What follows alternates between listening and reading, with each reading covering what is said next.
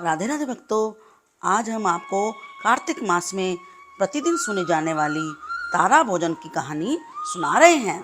इस कथा में आप जानेंगे कि किस प्रकार से एक लड़की ने 9 लाख सोने के तारों का दान किया था, फिर भी उसे स्वर्ग में क्यों नहीं आने दिया गया। यदि आप कार्तिक महात्म की कथा प्रतिदिन सुनने के इच्छुक हैं तो इस चैनल को लाइक, शेयर और सब्सक्राइब कर लीजिए। अब गणेश जी को प्रणाम करके कथा प्रारंभ करते हैं। एक राजा की लड़की प्रतिदिन तारा भोजन का व्रत रखती थी। इस व्रत में शाम को तारे को अर्घ देने के पश्चात ही भोजन किया जाता है। उस लड़की ने अपने पिताजी से कहा, पिताजी मुझे 9 लाख तारे बनवा दो, मैं दान करना चाहती हूँ। उसके पिता तो राजा थे, इसलिए उन्होंने सुनार को बुलाया और कहा कि मेरी बेटी तारा भोजन करती है, तुम उसके लिए सोने के 9 लाख तारे बनाकर दे दो। तब तो सुनार सूखने लगा।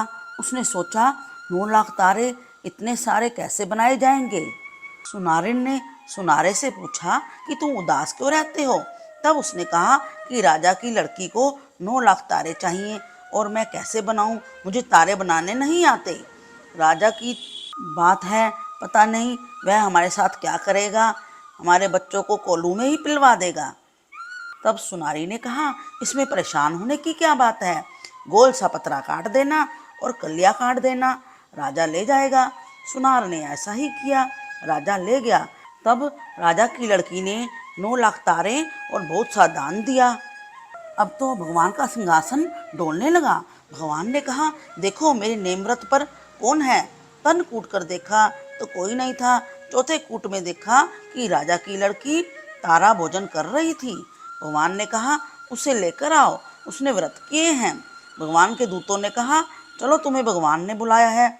उसने कहा, मैं ऐसे नहीं जाऊंगी, मैं तो सारी प्रजा को और उस सुनार को जिसने तारे बनाए थे और जिसने कहानी सुनी सबको लेकर जाऊंगी। दूत उसके लिए बड़ा विमान लेकर आए और कहने लगे चलो।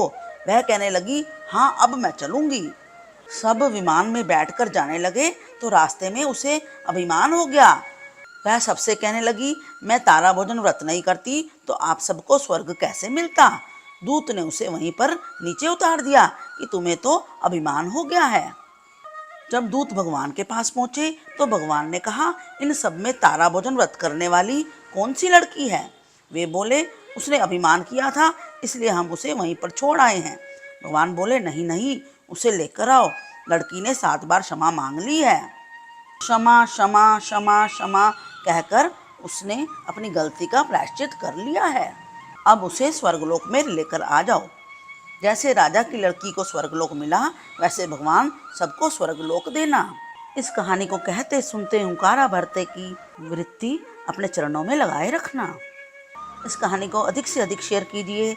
Like, share and subscribe.